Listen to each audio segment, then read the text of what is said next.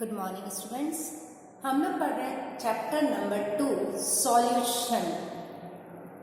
Solution की बात करते ही जनरली हम स्टूडेंट्स के दिमाग में आता है सॉल्ट का सॉल्यूशन, शुगर सॉल्यूशन। इसका मतलब जनरल वे में हम ये समझते हैं कि किसी लिक्विड में किसी दूसरे मैटर को डिसॉल्व करना। कुछ हद तक तो सही है कि जब भी हम किसी लिक्विड में मैटर को डिसॉल्व कर रहे हैं then it's makes a solution. But जब हम केमिस्ट्री की लैंग्वेज में पढ़ेंगे तो थोड़ा सा डिफरेंट मैनर में। सॉलिड को जब लिक्विड में डाला, सॉल्ट का solution, sugar solution is an examples of solution. What is solution? When two or more substance mix in any proportion, they does not react to each other and forms a mixture is known as solution। मतलब हम जब कोई दो या तीन चीजें मिलाएं और वो केमिकली आपस में रिएक्शन ना करें, मिक्स हो जाए, ऐसे मिक्सचर को हम क्या कहेंगे? सॉल्यूशन। अब मिक्स होने के बाद वो होमोजीनियसली मिक्स हो रहे हैं या हेट्रोजीनियसली, वो अलग मैटर है। अब होमोजीनियस का क्या मतलब? जब आप दो गैसों को मिक्स करते हैं तो गैसें आपस में हर जगह सेम प्रपोर्शन में मिक्स हो जाती हैं, then it's known as a homogeneous mixture. लेकिन अगर आप खाने वाले मिक्सचर की ध्यान करें जिसमें मूंगफली, सेव, मटर सबके दाने मिक्स हैं, इनको आपने थोड़ा थोड़ा सा मुट्ठी भर के बॉक्स में डाल के खूब अच्छे से मिक्स करा, लेकिन अगर हाथ में लेंगे तो हो सकता है एक बार आपके दो मुट्ठी में दो मूंगफली के दाने आए और दूसरी बार दो मुट्ठी में चार मूंगफली के दाने आए। इट मीन्स चारों तरफ उन पार्टिकल्स का प्रपोर्शन फिक्स नहीं है। When two compound mix together and form a definite mixture, जहां उनका proportion ratio always be fix, then it is homogeneous mixture. और अगर ये फिक्स मैनर में मिक्स नहीं होता तो हेट्रोजीनियस। घर में खीर बनी है, खीर अगर 1 लीटर 2 लीटर बनी है, शक्कर मम्मा ने डाली है, तो ऐसा नहीं कि घर में कोई डायबिटिक पर्सन है, आपने खीर को अच्छा से मिक्स कर लिया, अब जो मिक्सचर बना है डायबिटिक पर्सन को ऊपर से दे दो क्योंकि इसमें शक्कर कम है, नीचे की तरफ शक्कर ज्यादा, ऐसा नहीं होता। Because sugar makes homogeneous mixture. दाल बनी है, मम्मा ने नमक डाला है, तो नमक का टेस्ट ऐसा नहीं कि ऊपर वाले चम्मच में हिलाने के बाद, हाँ मिक्स करने के बाद। आप ऐसा मत कहो मैडम जस्ट डाला है ऊपर ऊपर से ले लिया, तब की बात नहीं कर रही। शक्कर का पानी, salt solution, it's a homogeneous mixture. Air is homogeneous mixture. किसी भी अगर दो कंपोनेंट से मिक्सचर बनाए then it's known as a binary solution. और अगर 3 से बनाए तो ट्राइनरी, 4 से बनाए तो क्वाटरनरी। हमारे कोर्स में बाइनरी सॉल्यूशंस हैं। कौन से? बाइनरी। इसका मतलब दो ही पदार्थ होंगे, दो ही मैटर होंगे, एक ज्यादा मात्रा में और एक कम, which is known as solvent, which is less is known as solute। दोनों को मिक्स कर दिया, इट्स मेक्स अ सॉल्यूशन। पानी में नमक डाला है, वाटर इज सॉल्वेंट। जब आपने सॉल्ट डाला है, शुगर डाला है, solute, and it's makes a salty solution और अ शुगरी सॉल्यूशन। अब यहां पर 9 टाइप्स ऑफ बाइनरी सॉल्यूशन है। अगर सॉल्वेंट गैस हो तो गैसियस, लिक्विड हो तो लिक्विड सॉल्यूशन, और सॉलिड हो तो सॉलिड सॉल्यूशन। अब अगर सॉल्वेंट गैस हो गया है तो उसमें कुछ ना कुछ आप मिक्स करेंगे। गैस में गैस मिक्स कर सकते हैं, गैस में लिक्विड और गैस में सॉलिड। जब गैस में गैस मिक्स करा जैसे एयर, तो air is homogeneous mixture. Gas में लिक्विड पार्टिकल्स, तो लिक्विड पार्टिकल्स क्या हो सकते हैं? Water vapours. अगर इस अपने आसपास की एयर में ह्यूमिडिटी है, वाटर वेपर्स हैं, तो गैस में वाटर लिक्विड के पार्टिकल्स हैं। गैस में सॉलिड भी हो सकता है, जैसे कैम्फर, कपूर को आप जलाते हैं या अमोनियम क्लोराइड को आप, क्योंकि ये सब सब्लिमेंट होते हैं। आयोडीन क्रिस्टल भी अगर खुला छोड़ दिया जाए तो सब्लिमेंट होता है, मतलब अपने आप वेपर्स में चेंज हो जाता है, पर वो सॉलिड की वेपर्स होती हैं, पार्टिकल्स सॉलिड के होते हैं। तो वो जो सॉल्यूशन बनेगा गैस में सॉलिड का। सेम लिक्विड में गैस, सोडा वाटर पीते हैं आप, सोडा वाटर क्या है, पानी ज़्यादा और उसमें थोड़ी बहुत कार्बन डाइऑक्साइड मिक्स कर रखी है। पानी जिसमें मछली सांस ले रही है, उस पानी में ऑक्सीजन डिजॉल्व है, मीन्स वाटर में gas, water is solution. Water में लिक्विड, लिक्विड में लिक्विड जैसे अल्कोहल एंड पानी, अल्कोहल एंड वाटर। लिक्विड में सॉलिड, वही नमक पानी, पानी ज्यादा तो सॉलिड, सॉलिड सॉल्यूशन। अब ये चीज हमारे दिमाग में थोड़ा सा मुश्किल से उतरती है कि क्या सॉलिड में कोई चीज डिजॉल्व हो सकती है। तो अगर आप पैलेडियम ले रहे हैं या चारकोल और उस पर अगर एयर डिजॉल्व हुई है, तो चारकोल या पैलेडियम सॉलिड है जिसकी क्वांटिटी ज्यादा है तो वो सॉल्वेंट, और उसके ऊपर गैस आई है जो कम मात्रा में, तो वो सॉलिड में गैस। सेम रसगुल्ला, सॉलिड में लिक्विड, रसगुल्ला हाथ में जो पकड़ा हुआ उसके छेद में थोड़ा बहुत चाशनी गई हुई है। दो सॉलिड या अंगूठी के अंदर सिल्वर मिक्स है गोल्ड के साथ, तो जो एलॉयज बनते हैं सॉलिड में सॉलिड। हम चैप्टर नंबर क्या पढ़ रहे हैं, 2। What is the name of chapter, solution.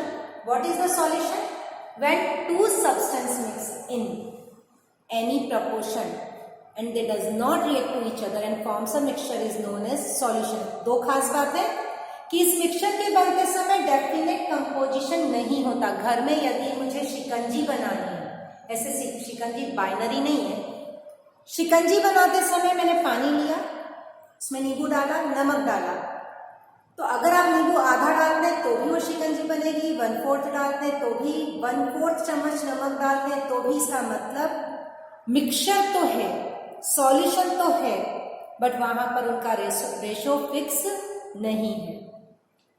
Second चीज हम लोगों ने पढ़ी यहाँ पर, ये पूरा चैप्टर थ्योरेटिकल ज्यादा है, सुनना और समझना एग्जाम्पल से ज्यादा है। 9 types of solution are there. If air is more, air is solvent, तो airy solution, liquid is more, liquid solution, and solid is more, solid solution. क्या हो जाएगा, गैस में गैस, गैस में लिक्विड, गैस में सॉलिड, लिक्विड में liquid, liquid में gas, liquid में सॉलिड। आपको एक चार्ट बुक के पीडीएफ में भेजूंगी, उसमें से आप देखेंगे। अब बात आती है कितना, भाई वही घर में अगर किसी छोटे बच्चे को मैं चाय बनाना सिखा रही हूँ तो जनरली कहते हैं 1 कप में आप 1 टेबल स्पून चाय पत्ती डालें, 2 टेबल स्पून शुगर डालें, तभी वो किसी को मीठी लगती है, किसी को फीकी लगती है। तो कैसे इन्हें नापा जाए, नापने के लिए जो कैलकुलेशंस के डिटर्मिनेशंस हैं वो कंसंट्रेशंस के रूप में नापे जाते हैं। सॉल्यूशन के कंसंट्रेशन 3 बोर्ड पर लिखे, पहले इन्हें समझा दो। फर्स्ट है मास परसेंटेज। परसेंटेजेस का मतलब 100 से तुलना करना, तो मैंने 100 का इंटू कर ही दिया। ये आप सब जानते हैं कि जब भी हम परसेंटेज शब्द यूज करते हैं it means it's compare by 100। अब मास है, समझाने के लिए कहूं कि 100 ग्राम वाटर लिया है और 10 ग्राम सॉल्ट डिसॉल्व किया। शब्द को बहुत ध्यान से सुने और समझें। 100 gram water, 10 gram salt, 10 gram salt जो है वो सॉल्यूट हो गया। 100 ग्राम वाटर में सॉल्वेंट हो गया। हमारा फॉर्मूला है mass percentage is equal to amount, amount means weight, उसका मास लेना है, amount of solute divided by amount of solution. यहां थोड़ा सा पैंच, ऊपर तो हम लोग 10 लिख देंगे लेकिन नीचे हम 100 नहीं लिखेंगे, 110 लिखेंगे, बिकॉज ये सॉल्यूशन है and solution is solvent plus solute. तो इस पूरे चैप्टर में कई जगह पर आपको ये प्रॉब्लम आएगी, तो आप ये ध्यान रखें कि सॉल्यूशन लिखा है कि सॉल्वेंट या solute.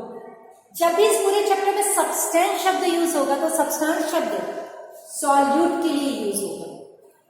10 gram substance dissolve in 100 gram of water, तो वो सब्सटेंस जो शब्द है वो सॉल्यूट के लिए मीन्स जो कम मात्रा में है। अब तो फॉर्मूले में कोई प्रॉब्लम है नहीं, डायरेक्ट आपको न्यूमेरिकल सॉल्व करना है। न्यूमेरिकल्स में अब 10 ग्राम 100 में हो सकता है, 10 ग्राम 20 में हो सकता है।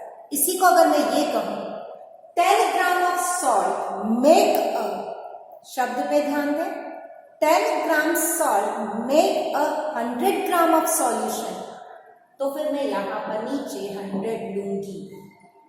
दोनों क्वेश्चन में अंतर, 10 gram salt dissolve in 100 gram of water, तो नीचे 110, and 10 gram salt makes 100 gram of solution, तो नीचे 100। तीनों ही फॉर्मूले सेम है, मेजरमेंट का तरीका अलग अलग लिया है। मास है तो दोनों जगह अमाउंट लेंगे, means mass of solid, mass of solution. Volume है तो volume of solid, volume of solution. ये एक तीसरे तरीका है, मास एंड वॉल्यूम।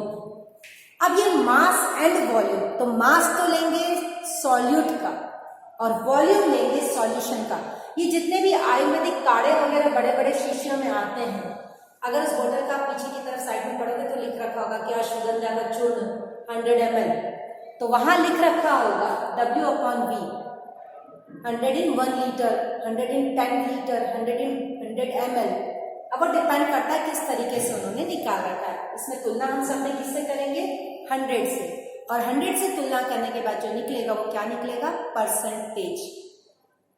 हमारे चैप्टर में इसमें बहुत सारे छोटे छोटे टॉपिक कंप्लीट है। First, what is solution, types of solution, वो भी बाइनरी, और ट्राइनरी और क्वाटरनरी सॉल्यूशंस भी होते हैं, मतलब एक से ज्यादा चीजें डिसॉल्व की जाए, लेकिन हमारे कोर्स में सब क्या है? बाइनरी। 9 टाइप के सॉल्यूशंस हैं, किसके आधार पर? सॉल्वेंट्स के आधार पर। गैस सॉल्वेंट है, लिक्विड सॉल्वेंट है या सॉलिड। फिर पोर्शन है कंपोजिशन, कंसंट्रेशन निकालने का। कोर्स में 3 ही है, इसके अलावा के 3 आप 11th में पढ़ चुके, जो इस साल आपको वापस रिकॉल करना है। नॉर्मलिटी, मोलिरिटी और मोलेरिटी 11th की बुक से वापस पढ़ेंगे, क्योंकि पूरे टाइट्रेशन उस पर आधारित है। तो जब आप ये चैप्टर पढ़ रहे हैं तो वो पुराना वाला जरूर वापस डेफिनेशन और फॉर्मूले लिख लें नोट्स के साथ। अब बात आती है सॉल्युबिलिटी। सॉल्युबिलिटी क्या है? एक एग्जांपल दूं, मेरे सामने 3 स्टूडेंट्स बैठे, तीनों से कहा कि जाओ और मुझे पानी में शक्कर घोलकर बताओ, dissolve the sugar in water and explain to me how many sugar dissolve in water. जब वो फर्स्ट टाइम गए तो पहला बच्चा आकर कहता है मैडम 2 चम्मच, दूसरा कहता है मैडम 1 कटोरी, तीसरा कहता है मैडम मैंने तो डब्बा भर के शक्कर घोल ली। अब मैं सोच में पड़ गई कि ऐसा कैसे पॉसिबल है। एक स्टूडेंट कह रहा है 2 स्पून, 1 कटोरी, डब्बा भर के। तो मुझे ध्यान आया, अरे मैं तो बोलना भूल गई कि सॉल्वेंट फिक्स लें। तो अब तीनों को कहा मैंने कि 1 लीटर वाटर में कितनी शुगर डिसॉल्व हो रही मुझे बताओ। फिर गए तीनों जने, पहला आकर कहता है मैडम वही 2 चम्मच घुल रही, दूसरा कहता है 1 कटोरी घुल रही है, तीसरा फिर कहता है मैडम मैंने तो 1 किलो घोल दी शक्कर। अब 1 लीटर पानी में 1 किलो शक्कर घुल गई। फिर दिमाग लगाया तो पता पड़ा फर्स्ट स्टूडेंट ने तो फ्रिज में से ठंडा पानी निकाल कर उसे घोला था, सेकेंड ने रूम टेम्परेचर में, और तीसरा तो उसे गर्म करने बैठ गया। अब अगर उसे वो गर्म कर रहा है तो आप 1 किलो, 2 किलो, 3 किलो कितनी भी शक्कर घोल लो। इट मीन्स टेम्परेचर भी कांस्टेंट होना चाहिए। तो सॉल्युबिलिटी निकालते समय 2 फैक्टर्स आपको लिखने जरूरी हैं। Definite volume of solvent at a constant temperature. तीसरी चीज, फिर ये दोनों चीजें बता दी, टेम्परेचर भी कह दिया, तीनों रूम टेम्परेचर पर लो। पहला वाला कहता है 1 चम्मच, दूसरा वाला कहता है 2 चम्मच, तीसरा कहता है 3 चम्मच। मैंने कहा ऐसे कैसे? कि मैडम आपने तो डिसॉल्व करने के लिए कहा था, मैं तो 1 चम्मच डिसॉल्व करके आ गया। फिर मुझे लगा कि सॉल्युबिलिटी निकालने के लिए मैक्सिमम अमाउंट आप तब तक डिसॉल्व करते जाओ जब तक कि उसमें डिसॉल्व हो रहा है। आपको कैसे पता पड़ेगा कि डिसॉल्व होना बंद हो गया? नीचे जमना स्टार्ट हो जाएगा। Means solubility is at a constant temperature in a fix amount, fix volume of solvent, maximum amount of solid is dissolved is known as solubility. Fix temperature पर फिक्स वॉल्यूम ऑफ सॉल्वेंट में जितना आप ज्यादा से ज्यादा dissolve कर सकते हो, जिसके बाद डिसॉल्व करना पॉसिबल ना हो, it's known as solubility. Fix temperature पर हर सॉलिड की सॉल्युबिलिटी फिक्स होती है। टेम्परेचर चेंज करके हम सॉल्युबिलिटी को चेंज कर सकते हैं। जस्ट अभी बताया कि अगर मैं ठंडा पानी लेती हूँ रूम टेम्परेचर पर तो शायद 3 या 4 चम्मच शक्कर घुलेगी। उसी पानी को अगर गर्म करना स्टार्ट कर दूं तो आप अच्छे से जानते हैं चाशनी बनाने के लिए आधे कप में 1 किलो शुगर को डिसॉल्व किया जा सकता है easily. It means temperature is one factor. अब ये तो हुई डेफिनेशन की बात। What is solubility? Amount of maximum solute dissolve in fix volume of solvent in constant temperature is known as solubility. और वो जो सॉल्यूशन मिलेगा वो सैचुरेटेड सॉल्यूशन कहलाएगा। इसका मतलब इससे ज्यादा अब डिसॉल्व करना पॉसिबल नहीं है। अगर उससे कम डिसॉल्व कर रखा तो अनसैचुरेटेड सॉल्यूशन। अब उससे ज्यादा अगर आप उसमें डाल देते हो तो वो सुपर सैचुरेटेड सॉल्यूशन कहलाता है। वो डिसॉल्व तो नहीं होता, वो नीचे की तरफ क्रिस्टलाइन कंडीशन में ही जमता जाता है। घर में अगर आप ये माने कि 100 ml में 10 ग्राम शुगर डिसॉल्व होती है तो अगर आपने 9.9 ग्राम शुगर डाली है इट मीन्स वो अनसैचुरेटेड है। 10 ग्राम डाली है सैचुरेटेड है और 11 ग्राम डाल दी अगर तो वो सुपर सैचुरेटेड होगा, जिसमें से 10 ग्राम तो डिसॉल्व हो जाएगा और 1 ग्राम शुगर उस ग्लास में नीचे की ओर जम जाएगा अनडिसॉल्व मैनर में। अब बात आती है सॉल्युबिलिटी को इफेक्ट करने वाले factors, affecting factors to solubility. पूरा चैप्टर बहुत अच्छे अच्छे एग्जाम्पल से मिलकर बना हुआ है और आज जो पीडीएफ भेजूंगी लाइनों को खूब ध्यान से पढ़ें और सारी डेफिनेशंस एक साइड में लिखते जाएं। साथ में 3 डेफिनेशंस आपको और लिखनी है, मोलेलिटी और नॉर्मलिटी विद फॉर्मूला। 11th की बुक में आपके हैं, नोट्स तैयार जरूर करें। अब क्या फैक्टर अफेक्ट करते हैं? फर्स्ट तो नेचर ऑफ सॉल्वेंट, जिसमें आप डिसॉल्व कर रहे हो उसका खुद का नेचर। पानी में शक्कर ज्यादा घुलेगी, दूध में थोड़ी कम, और अगर ऑयल ले लो तो और कम। मीन्स नेचर ऑफ सॉल्वेंट जिसमें डिसॉल्व कर रहे हो। अब यहां से लास्ट तक आपको एक लाइन याद रखनी है, same dissolve same, same dissolve same. अगर पोलर सॉल्वेंट है तो पोलर सॉलिड डिसॉल्व होगा।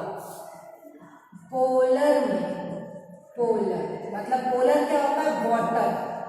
और पोलर सब्सटेंस कौन से होते हैं? आयोनिक कंपाउंड, जैसे NaCl, KCl, H2SO4, HCl। Same dissolve same. Polar substance में, पोलर सॉल्वेंट के अंदर पोलर सब्सटेंस और नॉन पोलर में। नॉन पोलर कौन है? Benzene, carbon tetrachloride, CS2। तो अब मैं यहां लिख दूं non polar, C6H6 benzene, carbon tetrachloride, CS2। इनमें नॉन पोलर सब्सटेंस। अब नॉन पोलर सब्सटेंस कौन है? I2, फिर Cl2, Br2। ऑर्गेनिक कंपाउंड जिनमें कोवेलेंट बॉन्डेड हो वो सारे कंपाउंड। इस पूरे चैप्टर में हमें क्या ध्यान रखना है? Same dissolve same. ये जो सेम डिसॉल्व सेम है इसमें फर्स्ट हो गया नेचर ऑफ सॉल्वेंट और दूसरा सॉलिड का नेचर। वाटर पोलर है, उसमें NaCl डिसॉल्व हो जाता है, लेकिन अगर मैं पेट्रोल डीजल में NaCl को डिसॉल्व करना चाहूं नहीं डिसॉल्व होगा। उल्टा इसका ऑयल, मक्खन पानी में, बटर पानी में डिसॉल्व नहीं होता, लेकिन अगर इसे मैं कैरोसिन में, पेट्रोल में, डीजल में डिसॉल्व करना चाहूं डिसॉल्व हो जाएगा, बिकॉज सेम डिसॉल्व सेम। इस पॉइंट को 2-3 बार आप बार पढ़ें। Same dissolve same. Polar substance dissolve in polar solvent, non polar substance dissolve in non polar solvent. अब बात आती है तीसरी, टेम्परेचर। टेम्परेचर को समझाने के लिए 11 का याद दिलाऊं, ले चैटलियर प्रिंसिपल था, थोड़ा सा बोर्ड पर लिख रही हूँ और आप लोगों को मैंने इसे बहुत डिटेल में भी समझाया।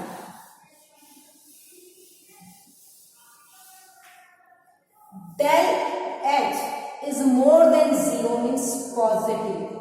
अगर वो पॉजिटिव है तो एंडोथर्मिक है। ऐसी रिएक्शन जिसका डेल एच जीरो से ज्यादा है, जीरो से ज्यादा means positive, positive means endothermic है, एनर्जी लेती है, इनकी रिएक्शन में सॉल्युबिलिटी इंक्रीज होती है। सॉल्युबिलिटी इंक्रीज होती है व्हेन वी इंक्रीज टेम्परेचर।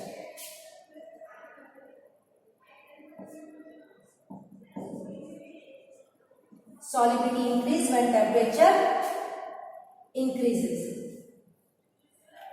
ऐसा क्यों? तो ले चैटलियर ने कहा था कि ऐसा कोई भी फैक्टर जो आप उसे चेंज करते, क्योंकि एंडोथर्मिक से एनर्जी चाहिए और आप एनर्जी बढ़ा रहे हो तो सॉल्युबिलिटी भी बढ़ेगी। सबसे अच्छा एग्जांपल है शुगर का।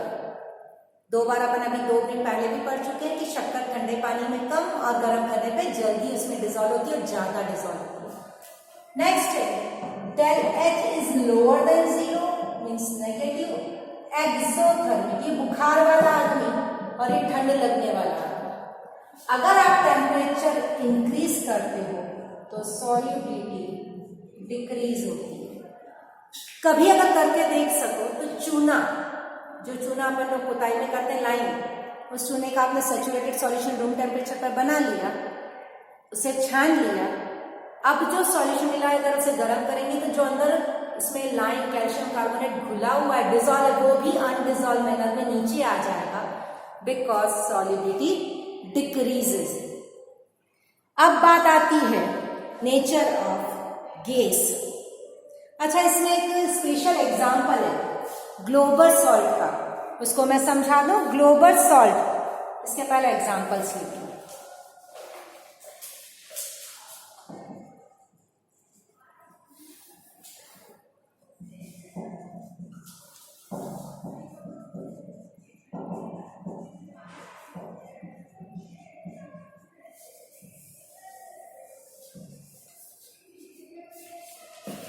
Na2SO4 डॉट 10H2O इसका नाम है ग्लोबल सॉल्ट। बड़ा टिपिकल है। कोई अगर एंडोथर्मिक देगा तो टेम्परेचर बढ़ाने पर उसकी रिएक्टिविटी मतलब सॉल्युबिलिटी बढ़ती जानी चाहिए, अगर कोई एक्सो है तो उसकी डिक्रीज होनी चाहिए। बड़ी अजीब बात है, Na2SO4 10H2O 32.4 डिग्री तक टेम्परेचर बढ़ाने पर अपनी सॉल्युबिलिटी इंक्रीज करता है। After 32.4 solubility decreases। ऐसा क्यों? Why the behavior of global salt is different at a different temperature? Reason है कि ये Na2SO4 10H2O 32.4 डिग्री तक तो इस फॉर्म में रहता है। जब आप टेम्परेचर इसका बढ़ाते हो तो इसका ये वाटर निकल जाता है और एनहाइड्रस Na2SO4 मतलब वो एक नया पदार्थ बन जाता है। ये पदार्थ एंडोथर्मिक नेचर का था, इसीलिए सॉल्युबिलिटी बढ़ रही थी। जब ये 10H2O निकल गया तो बचा हुआ Na2SO4 एक्सोथर्मिक नेचर शो करता है, इसीलिए उसके बाद टेम्परेचर बढ़ाने पर सॉल्युबिलिटी डिक्रीज होती। तो आपको इतना डिटेल नहीं लिखना है, आपको लिखना है global salt is crystalline solid after 32.4 degree. It loses 10 water molecules and form anhydrous product. So new product is formed and its nature will be changed. नया पदार्थ बन गया, इसलिए उसका नेचर बदल गया। अब बात आती है solubility of gases, आज का last topic. Solubility of gas को इफेक्ट करने के लिए फिर वो ये nature of solvent, nature of solute and temperature. Nature of solvent और नेचर ऑफ सॉल्यूट के लिए सेम, डिजॉल्व सेम। इसका मतलब हाइड्रोजन H2O2 N2 ये सब नॉन पोलर गैसेस हैं, तो वाटर में इतनी ज्यादा डिजॉल्व नहीं होंगी जितनी कि बेंजीन में। आपको पता है ऑक्सीजन वाटर में कम डिजॉल्व होती है और ब्लड में ज्यादा। ऑक्सीजन वाटर में कम डिजॉल्व होती है और ब्लड में ज्यादा। नेक्स्ट HCl, HNO3, H2SO4 ये जो सब्सटेंस है ये कैसे बनते हैं तो मैं बता दूं। HCl गैस है, वाटर में बहुत डिजोल्व होती है, कारण है जब HCl को वाटर में डालते हैं तो ये दो टुकड़ों में टूट जाती है H प्लस Cl माइनस, ये H प्लस इस वाटर से रिएक्शन करके H3O प्लस और Cl माइनस बनाता है। ऐसी गैसें जो वाटर में जाकर अपने आयंस में टूट जाए, डिसोशिएट हो जाए या फिर वाटर के साथ रिएक्शन करके नया कंपाउंड बनाए,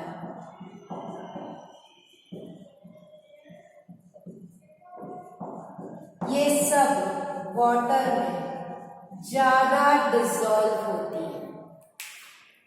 ऐसी गैसें जो नॉन पोलर है ये सब वाटर में ज्यादा डिसॉल्व होती है और O2, N2, Cl2 ये कम डिसॉल्व होगी बिकॉज सेम डिसॉल्व सेम। एक खास बात टेम्परेचर के लिए कहा जाता है कि जनरली गैसों का वाटर में डिसॉल्व होना एक्सोथर्मिक रिएक्शन है। अब अगर एक्सोथर्मिक है तो मैं टेम्परेचर बढ़ाऊंगी, एक्सोथर्मिक है तो मैं टेम्परेचर बढ़ाऊंगी तो गैसों की सॉलिडिटी कम हो जाएगी। इसीलिए केवल बदबूदार पानी की बात करें, ऐसा पानी जिसमें केवल स्मेल आ रही बाकी गंदगी नहीं है, तो स्मेल का कारण है उसमें डिसॉल्व गैसेस, और इन डिसॉल्व गैसेस को मैं कैसे निकाल सकती हूँ, अगर उसे मैं उबालूंगी तो उनकी सॉलिडिटी कम हो जाएगी, गैसें बाहर निकल जाएगी, पानी साफ हो जाएगा।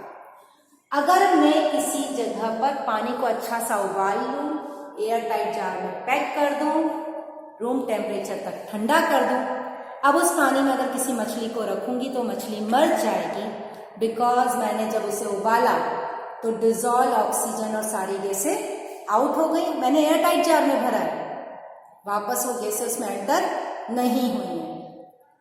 When we increase the temperature dissolved gases will be out या solidity of gases will be decreases। अब यहां पर फिर एक्सेप्शन है, हाइड्रोजन H2 और He। बुक की PDF में ये वापस सब निशान लगे हुए, क्वेश्चंस को वापस पढ़ें।